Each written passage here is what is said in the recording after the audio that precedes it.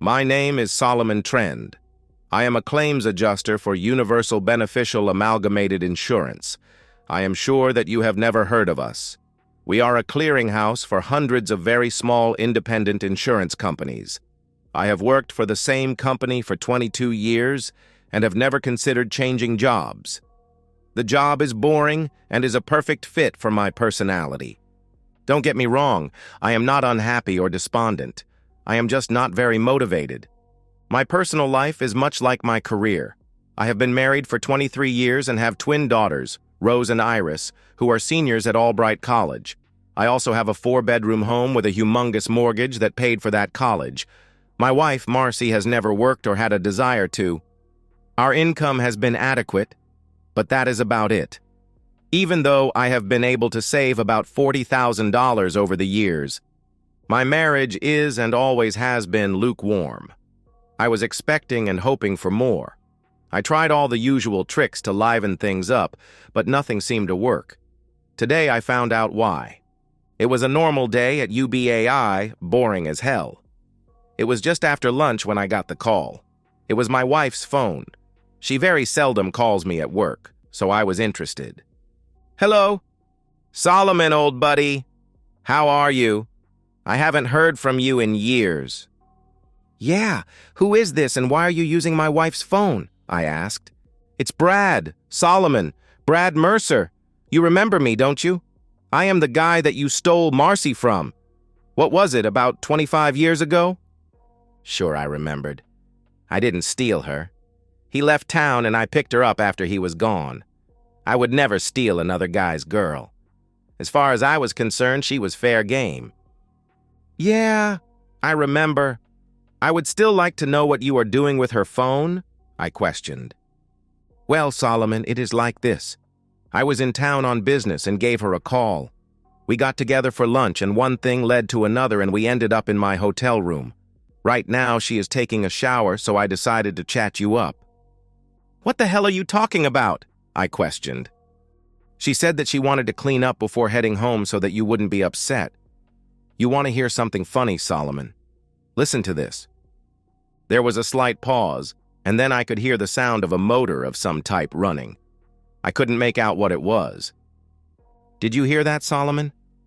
That was a hairdryer. Would you believe that? I asked her to meet me for lunch, and she brings a mini hairdryer along with her. What does that tell you, Solomon?" "What do you want, Brad?" "Why the call?" I asked. "I just want to thank you for stealing my girl. How does it feel to know that I am still the better man? You may be married to her, but her heart is still mine. Why else would she be here?" I disconnected the call and blocked the number. I didn't need to know anymore. That call answered a lot of questions that I had over the last couple of years. It took less than an hour to terminate my employment and have my salary and vacation pay forwarded to my brother in Huntsville. I stopped by the bank and cleaned out all the accounts. I didn't pay off the credit cards or the mortgage. I had the first-class mail forwarded to my brother also. I had just finished loading all of my stuff in the car when Marcy arrived. "Solomon, what is going on? Why is your car filled up with stuff?" I was sitting at the kitchen table finishing a cup of coffee as she set a few grocery bags on the counter. "Oh, you noticed." There was a moment of silence as she started to empty the bags. She stopped halfway and turned. "Are you going to tell me what is going on?" She waited, arms akimbo. I placed my cup on the table and walked to the counter. Reaching into her purse, I pulled out a bright red metallic mini hairdryer. I simply held it up and waited for a reaction or an explanation. She stood frozen for a moment and then deeply sighed and quietly left the room. 5 minutes later, I was on the road heading for Huntsville. My brother Bob and his wife Barbara were happy to see me. It had been several years since we had gotten together. Bob and I chatted for a bit while Barbara put supper together. I was able to explain the whole situation without having any great emotional lapses. He seemed impressed that I was taking it so calmly. I was pretty beat after the long drive, so I turned in right after supper. Bob was up and gone when I got out of bed. He worked at the Toyota plant just north of Huntsville. Barbara volunteered to chauffeur me around and help me get settled in. It didn't involve much. I got a new driver's license and made arrangements to have mail delivery at Bob's house. Barbara followed me over to CarMax, and 20 minutes later I had a check for the Honda CR-V. As soon as Bob got off work, we were headed for the Rocket City RV Center. Barbara and I had lunch at Olive Garden. I wasn't too fussy, and after several hours, I finally settled on a small Rialta. They had it ready for me the next day. The sales rep spent a few hours going over everything that I needed to know about the operation and maintenance of my new home. I took it as is, except I had 4 new tires installed. Barbara was all excited about helping me set up all of my housekeeping necessities, and Bob had put together a small toolkit, gleaned from his overflowing garage. The next morning, I was gone. There was no plan. There was no destination. Whatever happened, happened. Wherever I ended up was the place that I was destined to be. That doesn't mean that I didn't prepare for eventualities. I was easygoing, but I was not careless or stupid. I avoided congestion. I avoided large cities during rush hours. I avoid bad weather. I didn't look for trouble, and I did try and stay away from it. The first 2 weeks I spent just driving. I was an avid follower of the 15 free parking locations for nomads, and figured that by the end of the year I would have tried all of them. The problem was that at the rate I was going, I would soon use up most of my readies on gas. Although I wasn't planning on anything, I decided to look for some type of opportunity. It was the middle of July and I was in South Dakota. I didn't plan it, it just happened. I have always heard about Sturgis, but since I had no interest whatsoever in motorcycles, I never thought about going there. The third place that I stopped at offered me free parking, free meals, and some under-the-table cash if I stayed the full month. I had no bartending experience, so I spent the next 5 weeks working in the kitchen. Running the Clipper was no problem, and I even got a chance to do a little kitchen work. It was a bit hectic but exhilarating. I paid attention and learned something in that short time. The rally only lasted for 10 days. However, things were active before it started and after it was over. I was busy every day, all day. It was exhilarating, to say the least. By the end of the month, I felt qualified to do most of the fast food cooking, but I was not a chef. I stayed on for a week after it was over and then moved on west. 2 weeks later, I had a job cooking at a camping resort near Cody, Wyoming. Free parking, free food, and under-the-table money. How could I complain? After 3 months, the weather was starting to get a bit nippy, so I left, with a promise to come back the next spring. They were happy, and I had gotten a lot more experience and some more traveling money. The last sign that I saw said something about the Shoshone National Forest, but I had no idea where the hell I was. It was a nice day, so I pulled over onto what appeared to be a designated parking spot of some sort. It was a nice area, away from the traffic noise. Since I was in no hurry, I decided to stay a few days, or until somebody chased me off. That was when I met Micah. He wandered up to the camper while I was enjoying the sunset. He was a bit rough-looking for an old man, but he didn't look like a bum or a derelict. "The coffee smells good. Do you have an extra cup to spare?" I poured him a cup and pulled a folding chair out from under the Rialta. "My name is Solomon, like the king. What's yours?" "My name is Micah, not like any king that I know."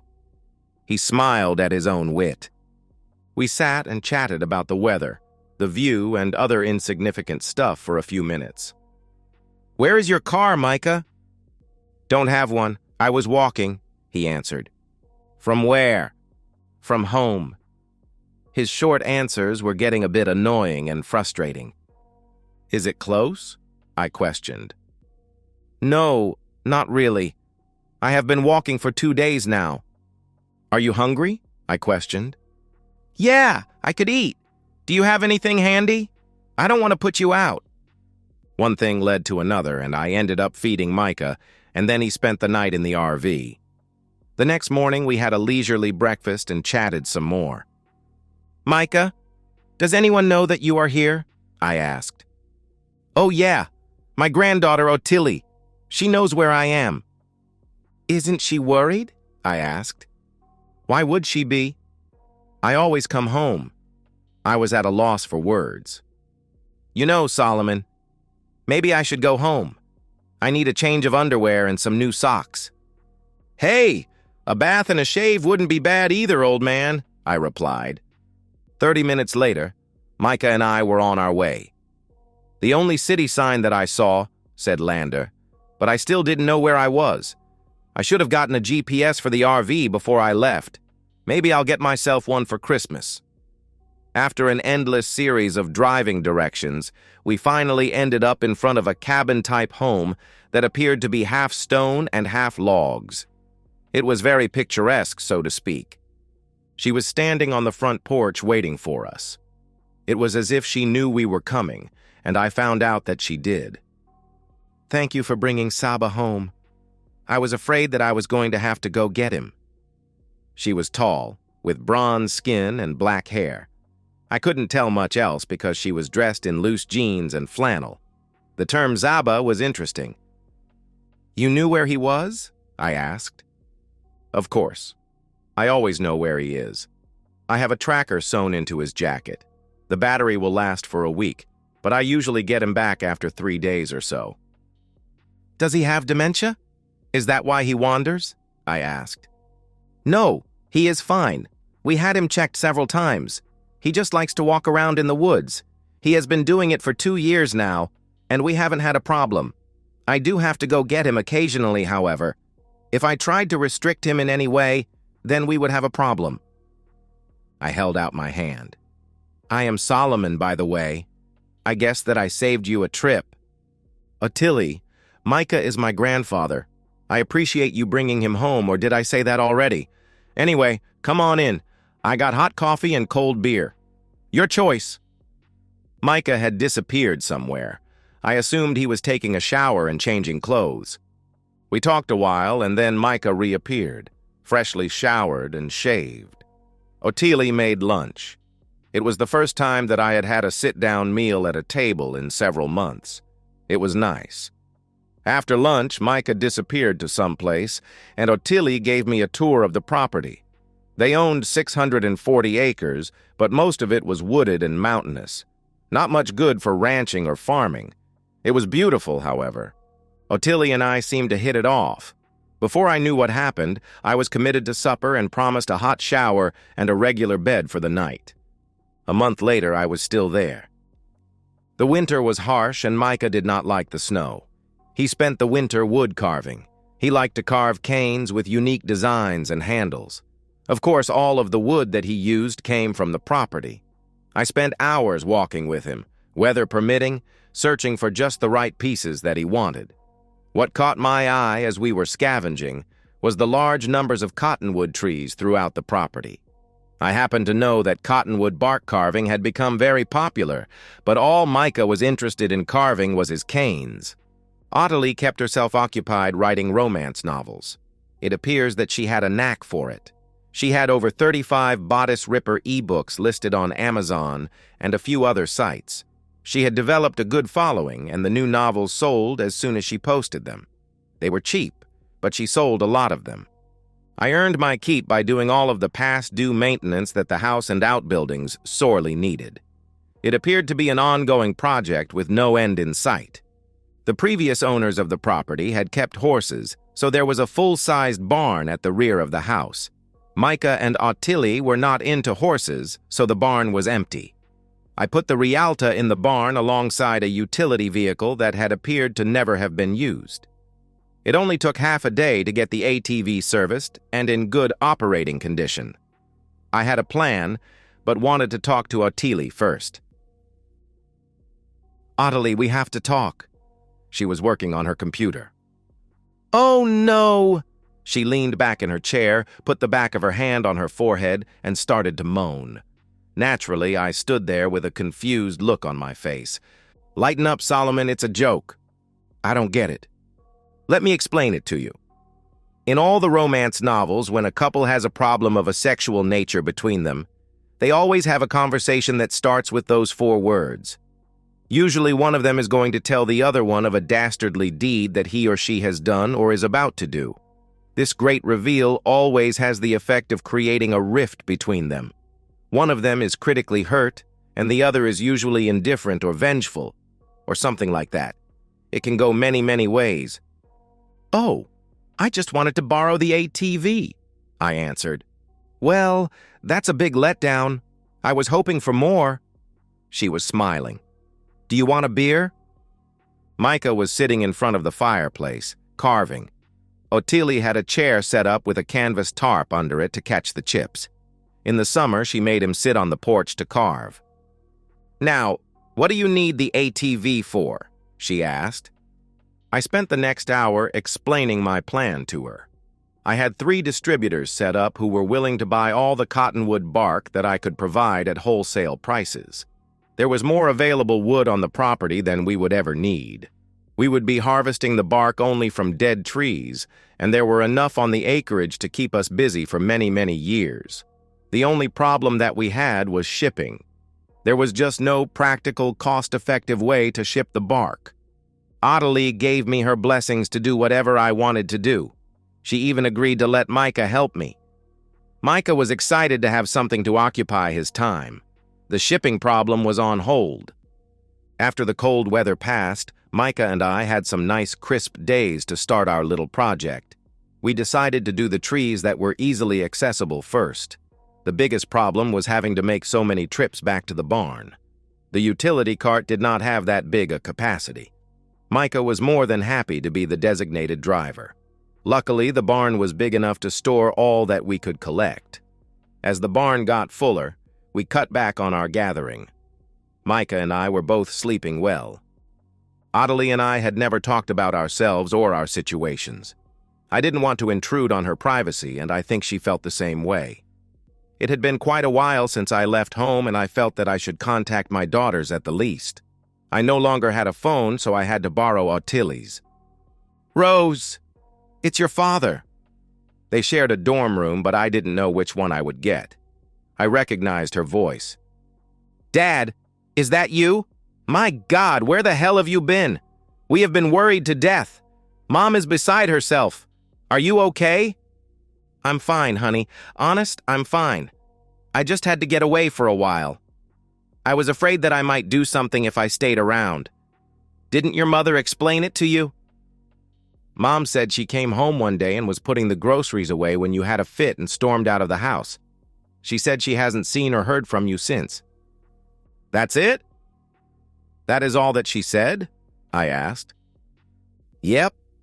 She sat around for about 2 months and then went out and got a job stocking shelves at Target. The night shift pays more and she needed the money.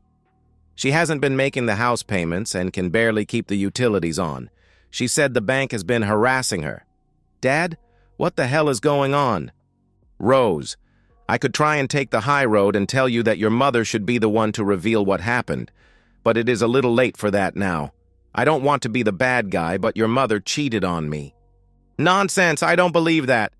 How do you know and with who?" they asked. "She spent the afternoon having intimacy with an old boyfriend named Brad Mercer. While she was in his room taking a shower, he called me using her phone and bragged about it. When she got home, I sort of confronted her, and she just walked out of the room. That was when I left." "What do you mean by sort of confronted her?" they asked. "She took her hairdryer with her when she went to meet him. Why would a woman take a hairdryer along to meet an old friend? It was premeditated, and she knows that I know it." "Damn, Dad, Iris and I are going to see her this weekend. We are going to get this straightened out. Can I call you back at this number?" "No, it belongs to a friend. I'm going to block your number after we hang up. I'll call you in a month or so." "Okay, take care of yourself. Bye." I didn't know it, but Ottilie was standing nearby and heard the entire conversation, just one side, of course. That night after Micah turned in, Ottilie and I were in front of the fireplace, drinking wine and making popcorn. Yes, I had firewood duty also. "I am sorry about what happened between you and your wife." "You overheard?" I asked. "Yes, I couldn't help it. I think I understand, but I don't want to intrude on your privacy." "That's okay. She cheated and I left. Not much else to it." But now that that is out in the open, what is your story? Tell me what a beautiful, vibrant young Jewish girl is doing hiding in Wyoming. Wow, you missed 3 out of 4 there. I am not beautiful, I am not vibrant, and I am not hiding. I am Jewish, however, if that matters. You are avoiding my question, I answered. She sighed. My husband cheated on me and he got himself murdered. Got himself murdered? What the hell does that mean? I questioned. She leaned over and whispered in my ear. Micah killed the jerk. I am sure I heard her giggle a bit. Now I knew why they were in Wyoming. Micah was in hiding and she was just taking care of him. Nice setup. We never did figure out a good way to ship the barkwood. I guess it would be better to say that we lost interest in trying to find a good way to ship the barkwood. I never made any attempts to sell the wood, other than the initial contacts that I had made with a few distributors. I sort of just forgot about it.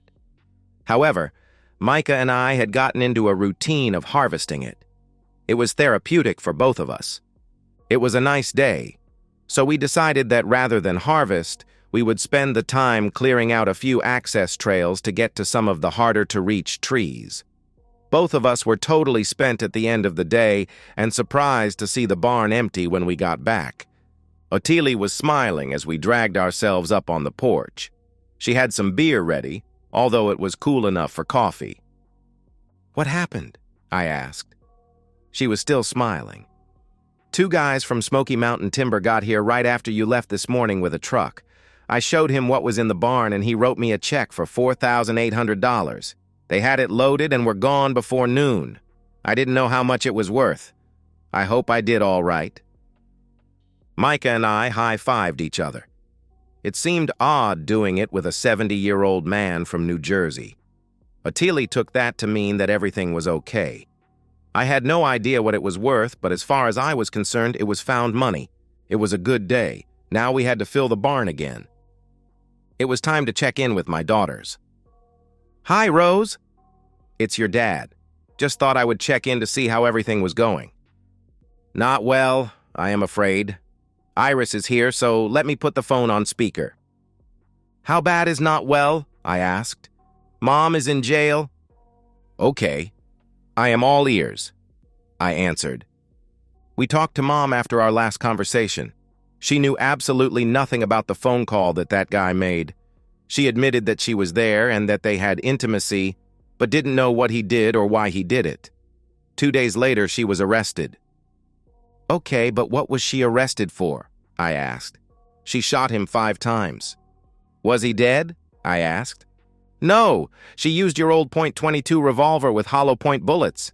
She shot him 5 times, just below the navel. It didn't kill him, but it sure did mess up his plumbing. It held 6 bullets, I answered. Yeah, that is the funny thing. After she shot him, she called 911, and while she was on the phone, she intentionally shot herself in the foot. That doesn't make sense, I replied. We didn't think so either. She told us later that she did it so that she would have something to remember it by. Should I come home? I asked. No, she will be out on bail in a couple of days. I don't think she is too anxious to see you right now. She regrets what she did, but she doesn't want to talk with Iris and me about it, let alone you. Okay, well, I'll let it be then. I'll call back a bit later, I answered. Oh, Dad. One more thing. We think she is going to file for divorce. She said that you probably would not do it, so she decided that she would. She refused to discuss it any further. The bank repossessed the house. Life goes on. Things pretty much settled down. Ottilie got back to writing, and Micah and I got back to harvesting barkwood. The weather was nice, so we took advantage of it. And then I got the talk from Micah. I wasn't expecting it. He hit me while we were having a lunch break. Solomon, my good friend, you are not carrying your share of the load. What are you talking about, old man? I do twice the work you do, I replied. I am not talking about that. I mean at the lodge. I don't understand. There is not much to do there. Ottilie takes care of just about everything, and when I try to help, she pushes me away, I answered. That is not what I mean either, damn it. Solomon, Ottilie is a grown woman in the prime of her life. She needs the comfort of a man. She needs strong arms and a warm body. You are the best and actually the only candidate for the job. It's time for you to step up and be a man. Damn it, Micah. You aren't insinuating what I think you are? You want me to sleep with your granddaughter? Hell, how do you know if she is even attracted to me? She has never said anything. Of course not, you idiot. She is waiting for you to make the first move, Micah answered. What if she turns me down? What will I do then? I'll have to leave and I don't want to. I like it here and I don't want to mess anything up, I replied. Solomon, believe me, she will not turn you down, Nuff said. Let's get back to work. Micah was right, of course. There was no great reveal or enlightening conversation. That night, Ottilie and I just excused ourselves and went to her room. I moved in the next morning. It was different, but it was still the same. She seemed satisfied and I was ecstatic. Micah was smiling for a week. The weather was starting to warm up. Working the bark was hit and miss over the winter. When it was tolerable, we worked. Otherwise, we relaxed. Micah was busy with his canes, and I tried my hand at bark carving. Teaching myself with the online videos was fun. I used up a lot of Band-Aids. Ottilie was still writing her novels. Everything came to a grinding halt the next week. Micah and I were earmarking some trees for the next month's harvest. As we topped the hill overlooking the lodge, we saw a state police car and 2 black sedans parked in front. We watched for a while as Ottilie talked with several of the visitors. She was being very expressive, waving her arms about and stomping her feet. I thought it was pretty serious, but Micah was sort of laughing. 2 of the men finally talked her into letting them go into the house. I assumed to look around. I was pretty sure that they were not looking for me because I didn't do anything wrong. I wasn't that sure about Micah. Micah, do you remember the place where we first met? He looked at me, smiled, and nodded his head. Can you meet me there in 2 days? He repeated his nonverbal reply. Micah took the few snacks we had with us, and all the water, and quietly disappeared over the hill. I hoped that Ottilie had his GPS chip fully charged. I continued down to the lodge and played the dim-witted hired hand. They were indeed looking for Micah. Ottilie had no idea how they traced him to the lodge. In addition to the local police, there were 2 officials there from New Jersey and 2 federal agents. It appears that Ottilie's ex-husband was someone of importance. I have no idea what took them so long to locate Micah. They browbeat the hell out of Ottilie but were not interested in me at all. That was a relief. They left after several hours but did not appear to be happy. Ottilie, however, was ecstatic because I hadn't brought Micah back with me. She did not ask me where he was. I didn't offer. We relaxed that evening and most of the next day. I assume that you and Micah have something arranged? She phrased that as a question. I smiled and nodded. Something that I recently learned from an old man. Do you have his passport? Now she smiled, got up, and left the room. A few minutes later, she was back with an Israeli passport and an envelope with $10,000 in it. We checked several times during the day and evening to see if anybody was watching the lodge. There wasn't. Micah was right where he was supposed to be the next morning. He was hungry and a bit chilly, but in good spirits. 15 hours later, I dropped him off at the Regina International Airport. I offered to go in with him, but he insisted that it was better if he did it himself. I was sure that he would be on the no-fly list in the States. After a nice steak dinner, I got a room and a good night's sleep. I was back at the lodge the next evening. I called my daughters and found out that Marcy was now at Muncie serving 5 to 8. They didn't go into any details and I didn't ask them to. The good news was that I was no longer married. Some sort of prison advocate group had assisted Marcy in filing and processing the divorce in less than 90 days. Reluctantly, I gave Rose the address for the lodge. I really wanted that piece of paper and didn't see any downside. Since Micah refused to come back to Wyoming for the wedding, Ottilie and I were married in Haifa.